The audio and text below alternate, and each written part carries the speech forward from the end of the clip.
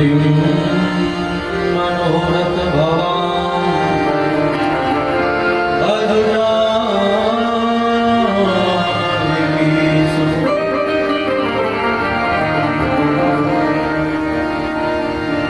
ध्येयं सदा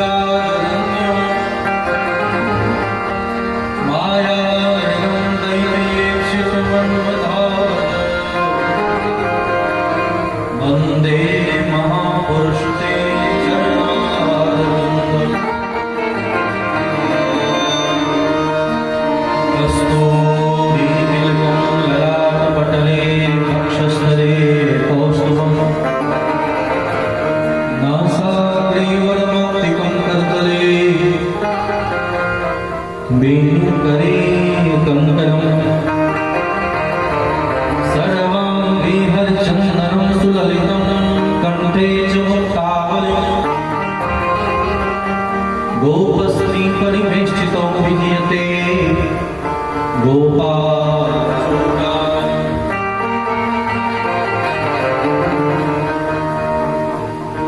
हे देव हे दैत हे भुवनैकबन्धो हे कृष्ण हे चपल हे करुणैक सिन्धो हे नाथ हे रमण हे नयनाभिरामम् आघातदान भविताश्रपदं दिशो मे अखण्डमण्डलाकारं व्याप्तं येन चराचरम् तत्पदं दर्शितं येन तस्मै श्री गुरुवे नमः। बोले वृंदावन बिहारी लाल की जय हो। श्री राधा गोविंद भगवान की जय हो। श्री झूलन बिहारी सरकार की जय हो।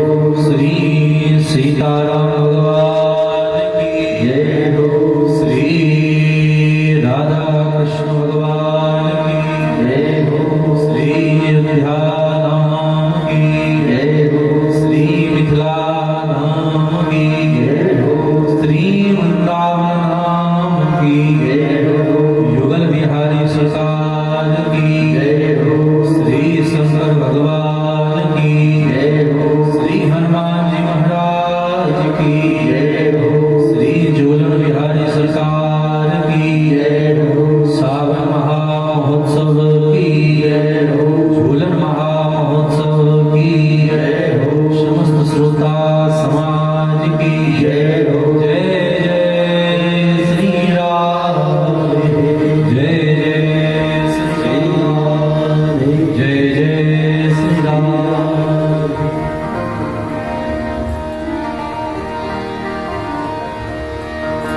राधे राधे राधे राधे। आइए इन सावन मास शुक्ल पक्ष हरियाली तीज के उपलक्ष्य में हम सब मिलकर झूलन बिहारी सरकार को रिझाएं। आज परम पावन सौभाग्य है, सुंदर तिथि है, मुहूर्त है। आप सब जानते हैं कि आज से वैसे तो जैसे सावन लगता है, सावन लगने के बाद से हर जगह हरियाली आ जाती है और झूलन बिहारी सरकार हर जगह झूला पर विराजमान होकर झूला झूलते हैं। केवल हमारे ठाकुर ही नहीं, अभी तो संसार में रहने वाले, विचरण करने वाले जितने जीव हैं सब झूला झूल रहे हैं। और संसार में जो कार्य हम आप करते हैं वही तो ठाकुर के साथ करते हैं, अथवा जो ठाकुर जी करते हैं वही तो हम संसारी जीव उस कार्य को कर करके अपने आप ही युगल सरकार का प्रतिनिधि मान करके, जैसे सरकार हर जगह तो जा नहीं सकती लेकिन उनके प्रतिनिधि हर जगह विराजमान होते हैं, उसी प्रकार संसार में हम जितने जीव हैं वे सब भगवान के अंश हैं। ग्रंथकार कहते हैं ममई वासो जीव लोके और जीव भूत सनातन, हम सब ईश्वर के अंश हैं और ईश्वर के अंश होने के नाते जो तत्व भगवान में विराजमान होता है वही तत्व हम सबके भीतर भी होता है। इसीलिए अपने स्वरूप को पहचानने का प्रयास करना चाहिए। हम कौन हैं? रामायण में कहते हैं ईश्वर अंश जीव अविनाशी, ईश्वर अंश जीव अविनाशी, ईश्वर अंश जीव अविनाशी, ईश्वर अंश जीव अविनाशी, ईश्वर अंश जीव अविनाशी, ईश्वर अंश जीव अविनाशी, चेतन अमल शब्द सुखरासी, चेतन अमल शब्द सुखरासी,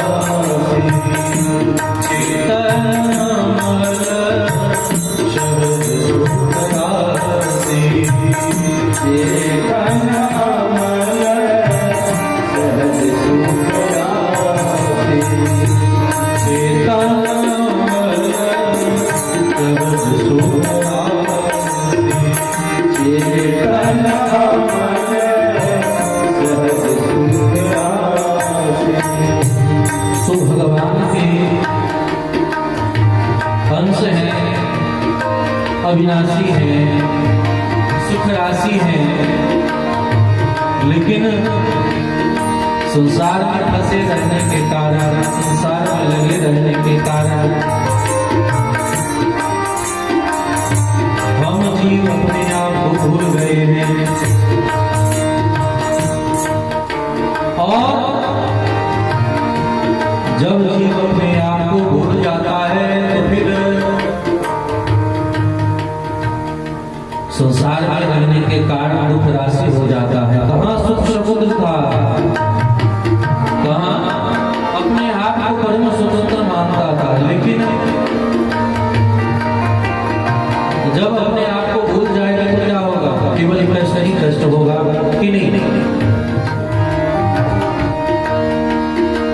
इसीलिए हम सबों को नित्य आत्मचिंतन करने का प्रयास करना चाहिए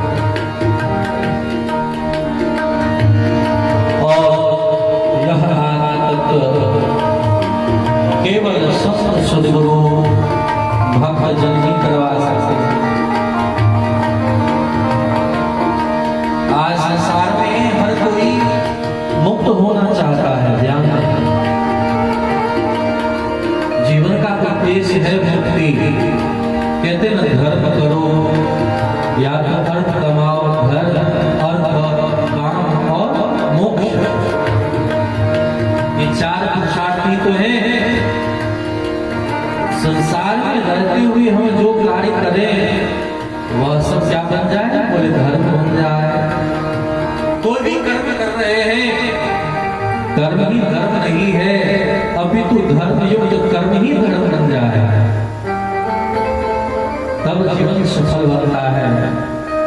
धर्म से अर्थ नहीं है, कर्म से धर्म है, तो धर्म को कैसे करें ये समझने की आवश्यकता है। धर्म, अर्थ, काम और मोक्ष, आज हम सबने इन सभी बातों को अलग अलग ढंग से व्याख्या कर दिया है। धर्म का परिभाषा बदल दिया, अर्थ की परिभाषा बदल दिया। अर्थ केवल पैसा कमाना नहीं होना चाहिए, धर्म, अर्थ, काम के बारे में हमें पता नहीं है कौन सा काम हमें करना है, और जब यही नहीं समझेंगे तो मोक्ष कैसे समझेंगे। मोक्ष का मतलब यह नहीं होता है कि आपको कुछ ना करना पड़ता, मोक्ष का मतलब है जानना। किसी तत्व को अगर आपने मन ही मन जान लिया तो काम बन गया। इसलिए कहते मुक्तिर्हित्वान यथा रूपम स्वरूपेण व्यवस्थिति, व्यवस्थित होकर के किसी कर्म को, किसी वस्तु को अगर जान ले तो मोक्ष है। ये मानव देह है, लेकिन मानव देह को ठीक से नहीं समझेंगे तो काम नहीं बनेगा। ये सात बात नहीं है, अगर जान लिया तो मोक्ष है, अगर ना जान पाए तो ये आपकी किसी काम नहीं। उसी प्रकार संसार में मनुष्य के तन को पाकर के भगवत भक्त भक्ति करता है, लेकिन संसारी जन, कुछ लोग जब संसार में जन्म लेते हैं तो जीवन भर सोचते रहते हैं कब मर जाए, कब मर जाए, कब मर जाए। कबीरदास जी जब संसार से जाने लगे तो बहुत रो रहे थे। बोले क्यों रो रहे हैं? बोले इसलिए रो रहे हैं कि अब धरातल छोड़ करके मुझे जाना होगा। बोले क्या?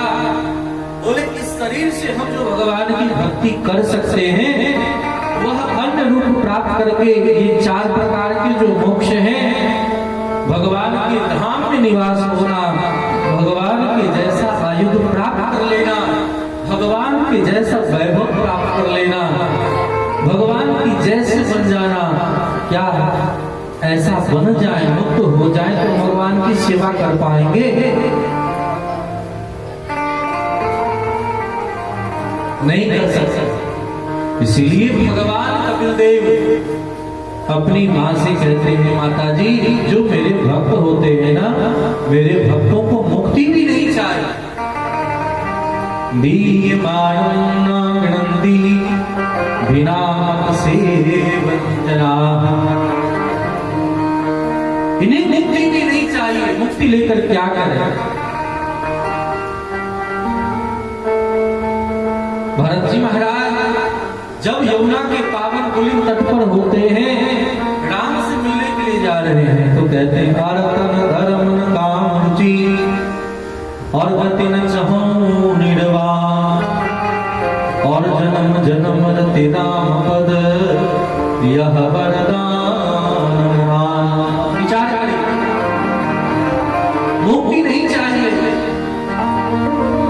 मुक्ति के दाता भगवान भोलेनाथ, जिनका यह सावन माह है। आप सब जानते हैं कि अभी चातुर्मास चल रहा है, 4 महीने के लिए भगवान शयन करते हैं और देवी देवता भी शयन करते हैं ना। भगवान सो करके कब जगेंगे? बोले जब देवोत्थान एकादशी होगा, कार्तिक में जाकर। अभी भगवान शयन में है, अभी सृजन करना, पालन करना, संहार करना, ये तीनों कार्य भगवान भोलेनाथ के ऊपर है। ये तीनों कार्य भगवान भोलेनाथ करते हैं। इसीलिए विचार करें, भगवान भोलेनाथ जब भगवान राम अयोध्या आ गए और राम जी की राज्याभिषेक होने लगी, उस समय भगवान श्री राम के सामने वरदान मांग रहे हैं। बार बार वर मांग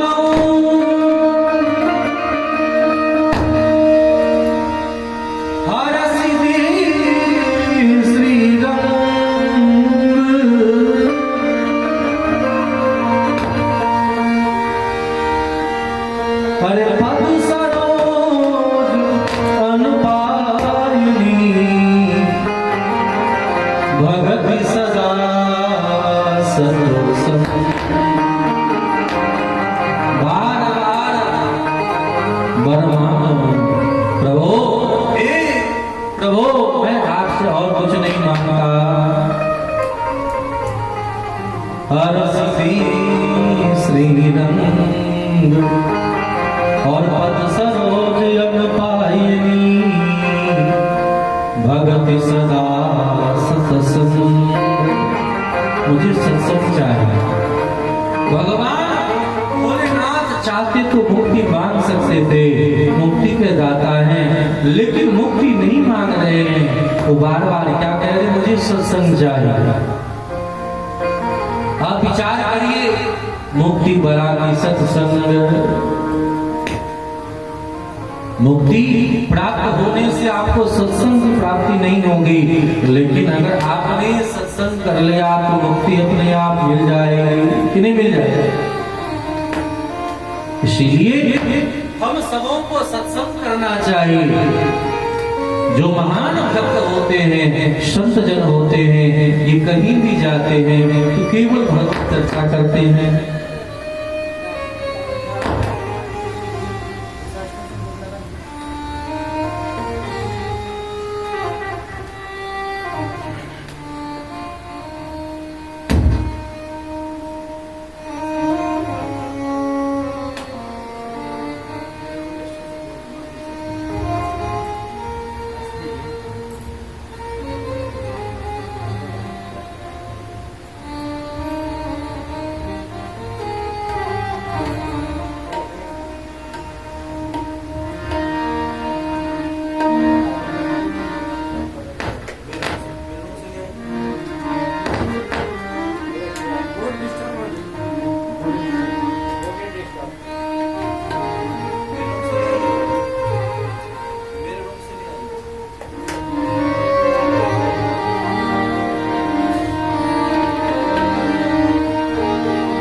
तो विचार करें,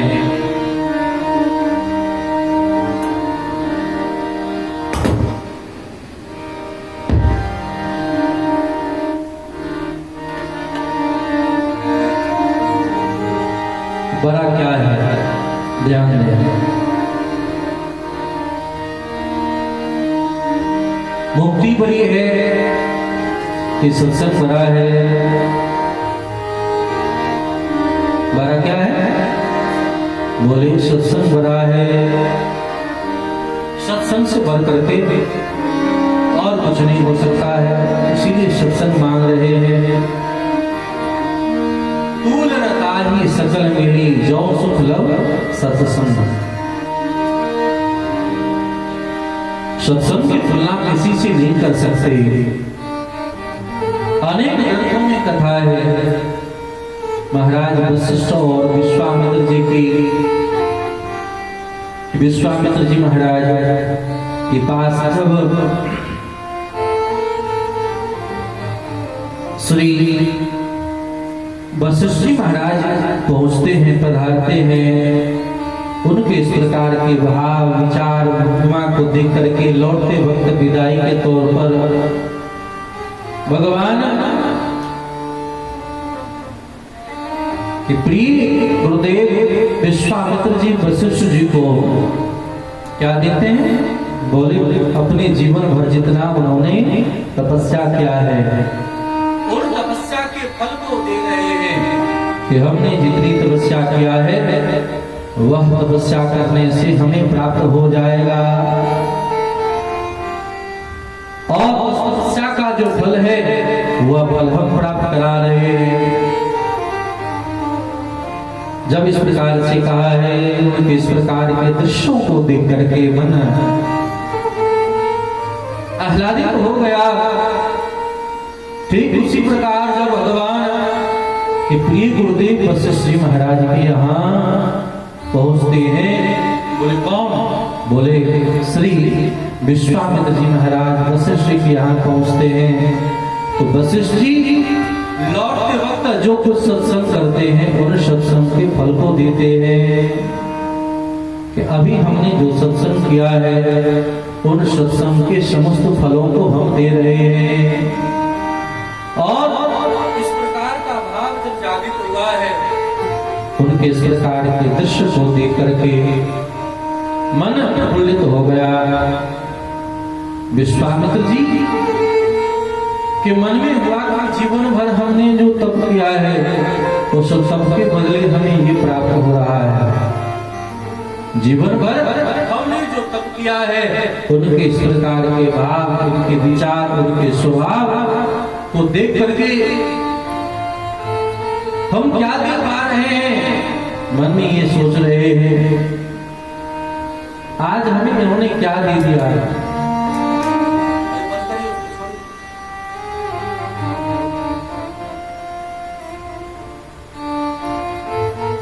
भगवान के भक्त दोनों गुरु ही हैं, विश्वामित्र और वशिष्ठ दोनों मिलकर के जब वहां से गए, उनके इस प्रकार के दृश्यों को देखा है, जाना है और जान करके, विचार करके, समझ करके आज उन्होंने कहा है महाराज, अगर हमने जीवन भर का तप आपको दिया, बदले में आपने हमें क्या दिया? बोले क्षण भर जो हम लोगों ने सत्संग किया वही फल तो आपने हमें दिया।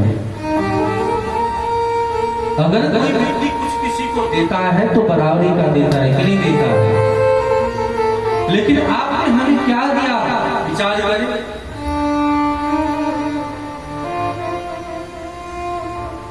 वशिष्ठ जी ने कहा कि देखो हमने बहुत कुछ दे दिया,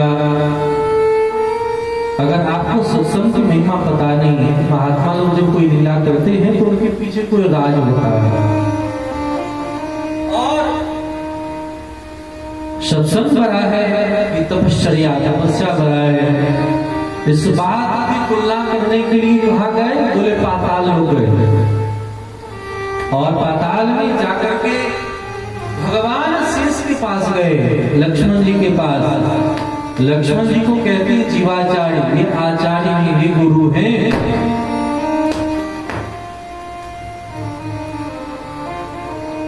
और लक्ष्मण जी महाराज जब इस प्रकार से उन्होंने कहा है, देखा है, उनके इस प्रकार की अवस्था, इच्छा को देख करके मन चिंतित हो गया। बोले क्या करें? बोले चलो हम परीक्षा लेते हैं। और उनके इस प्रकार के भाव को देख करके भगवान शेष ने मन ही मन विचार किया और उन्होंने कहा, बोले किससे कहा? बोले विश्वामित्र जी से कहा, अरे महाराज आप अपने जीवन भर की तपस्या को लेकर के इस धरातल को, इस पृथ्वी को क्या करें? बोले अपने ऊपर धारण कर ले, क्योंकि उठाते उठाते मुझे काफी भार लग गया। जब यह सुना है, जब इस प्रकार की स्थिति को देखा है, जाना है, मन में विचार करने लग गए और विचार करते करते जैसे विश्वामित्र जी महाराज ने उस भार को उठाया, उठ नहीं पाया। कहने लगे, अरे महाराज झटपट धारण करो, धारण करो। अब शिष्यनाग ने कहा, महाराज हे वशिष्ठ जी, अब आप अपने सत्संग के बलबूते पर इस पृथ्वी को धारण करें। और वशिष्ठ जी ने जीवन में जो कुछ देर का सत्संग किया था, उस सत्संग के बदले क्या किया? उस पृथ्वी को धारण किया और लंबे समय तक पृथ्वी के वजन को सह गए। अपने आप तुलना हो गई कि सत्संग बड़ा है कि तपश्चर्या बड़ा है। तो जीवन में जब तक हमें सत्संग प्राप्त नहीं होगा, तब तक हम जीव भगवान कैसे प्राप्त कर सकते हैं? भागवत धर्म में हम सब जानते हैं, परीक्षित जी महाराज को मरने का भय था। गए कहां? बोले सुखदेव जी के पास। और सुखदेव जी महाराज ने आज ने कहा है, क्या कहा?